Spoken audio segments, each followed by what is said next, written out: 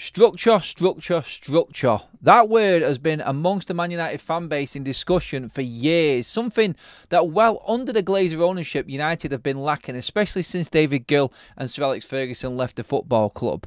Structure is something that other football clubs in the Premier League have used to bypass Manchester United over the years. Well, now times are changing. INEOS have come in the start of this year and they have ripped up the old notebook. They have ripped everything apart at Manchester United and restructured from the top to the bottom. Let's have a look at what Manchester United's new structure is like. First of all, please do give the video a like. Make sure you're hitting that subscribe button. I'm Adam. I'm doing a few more bits of different content for you. I want to take a deep dive into everything that's going on with Manchester United, especially our latest signing behind the scenes in our director of recruitment. So let's have a look at exactly where we stand right now with Manchester United's new structure. Well, as we can see, top of the tree, like we've known all along, members of INEOS, board members now in Brailsford, and Jean-Claude Blanc, the co-owner, Sir Jim Ratcliffe. That is how it is looking right now at the top of the tree. Further down there, this is where it gets interesting for Manchester United now, because now we have obviously a new CEO, Omar Barada. He was the first one that was announced in at Manchester United. Followed this earlier this year by Jason Wilcox, who is the technical director at the football club. He is supposedly the hand that communicates between Dan Ashworth, who, as you can see, is in now as director of football, and Erik ten Hag. It's the one below that there, Christopher VIVELL. That's the one I'm going to get into. But first of all, quickly, just below that, and what Ten Hag, the luckiest man on the planet, in my opinion, has got above him. And now working alongside him, soon to be announced in Ruud van Nistelrooy and Rennie Hack, his coaches as well. That is what Ten Hag has got to work with right now. And going back to the interesting one, the one that everybody wants to know about, a certain Christopher VIVELL. Who is Christopher VIVELL? Well, he is a former scout, former analyst at RB Leipzig. He has run through the whole RB Leipzig programme, from Strasbourg, obviously, through to RB Leipzig themselves. He's been to Chelsea as well. He has been around pretty much everywhere. Everyone taking into their club the expertise of VIVELL and what he brings. What does he bring, though, and what are his areas of expertise? Well, everybody obviously wants to see the scouting side of things. That's what's important, bringing success to football clubs through finding talent, nurturing talent, and why Sir Jim Ratcliffe and INEOS have brought him in. Obviously, straight away, working with the Red Bull Group in Salzburg, in Leipzig, and obviously they have their other feeder club as well, Liefering, FC Liefering, who they send out players on loan that they bring in at Salzburg. They have a system that's in play there.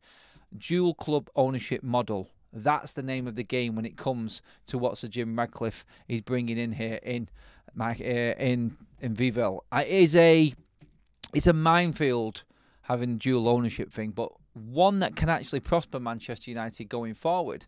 I feel that Manchester United with Sir Jim Ratcliffe now and how they're looking at it, they have to solely look at the possibility of what can be done with dual ownership in Nice. They want to tap into Nice and work it, and VIVELL is very, very key to that and why he's here at the football club, I feel.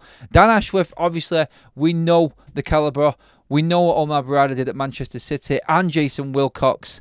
All of them three in are going to be doing that specific job, but I think VIVELL is the man that links that dual club ownership model. He finds players, possibly, and what his employment is under Sir Jim Ratcliffe, I don't think we're going to find out about. Is he going to do any work for Nice? Is he going to work from there on the basis, bringing players through, finding players? He is supposedly in at Manchester United just for the summer, but it is going to work past that apparently as well, according to reports now. So where it's been reported is a short-term deal, there is a possibility that this could stretch out as well for VIVELL. So very key that comment, that announcement on VIVELL actually staying a little bit longer on how Manchester United utilise his talents. Talents like finding players. That's what people want to know about. The structure of Manchester United, finding players before they actually come through into the mainstream. That's what he was key at. That's what his best trait was, especially in the Red Bull Group. Working at Salzburg, he brought players through like Upamecano and Sesko, worked them through their loan system, eventually graduating through into the RB Leipzig system. And now we all know Upamecano from RB Leipzig, now obviously a key player at Bayern Munich. Sesko is talk of the town right now. He's just signed a new deal at RB Leipzig as part of their setup. He will then probably go to a bigger club next season. Karen Adeyemi, he came through. He was found for 8 million from a third tier German division and brought through by VIVELL to RB Salzburg. He was that good, he skipped the normal process. He went past Leipzig straight to Dortmund, and again the rest is history with that player. And again, credit to VIVELL. There are other players as well, but the big standout one we've all known about is Haaland. He had a big say in convincing Erling Haaland to come to Salzburg. They sold him the dream. They sold him their platform and what they do in their development side of things. He went to Salzburg, Haaland, knowing that he was going to be able to move on from there, develop, actually enhance his game. He absolutely smashed numbers, as we all know, at Salzburg in that first season, his only season, because then from there again, straight into Dortmund's team and making massive amounts of money. Now, obviously, Manchester United will look to make massive amounts of money.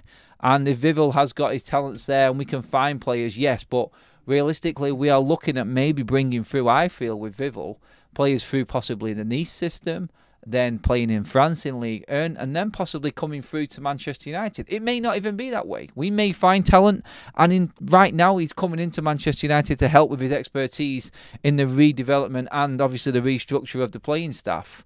That's his sole purpose. So whether or not that is just at Manchester United and getting players straight into the first team, working with the youth system, maybe working with Nice, working with both football clubs. Maybe he is that man that links Nice to Manchester United and the development side of things.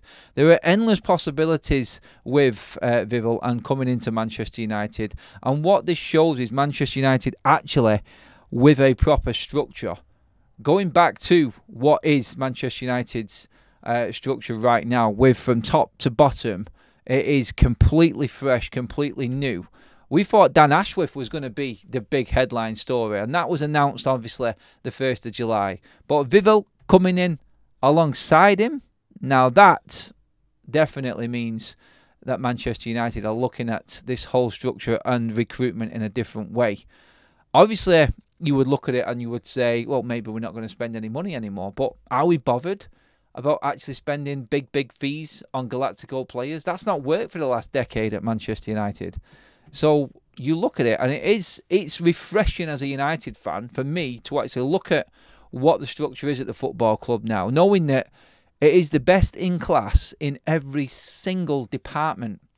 VIVELL with the dual ownership model. Dan Ashworth and his expertise and experience in development and recruitment. You've got Wilcox, who developed the Manchester City Academy. You've got that link from Ten Hag and him now with one of the best crop of players that Manchester United have developed and brought through in years. So you've got Wilcox there nurturing and making sure that Ten Hag is going to get the best of that youth team.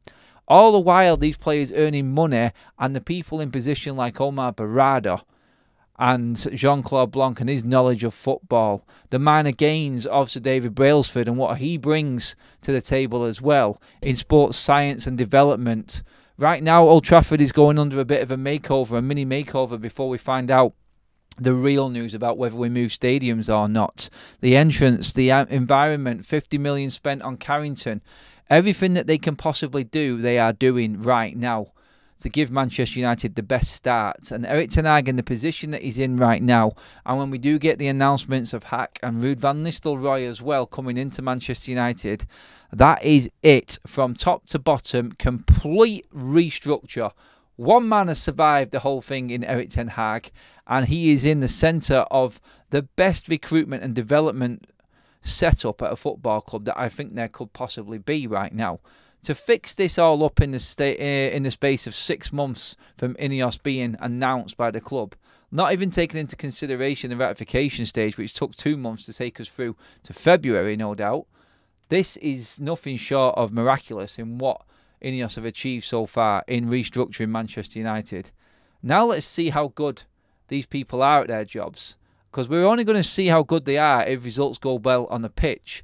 and we see players coming through that are going to prosper and develop and improve at Manchester United, and in doing so taking Manchester United to where Sir Jim Ratcliffe wants us to be, which is challenging for the Champions League, challenging for the Premier League.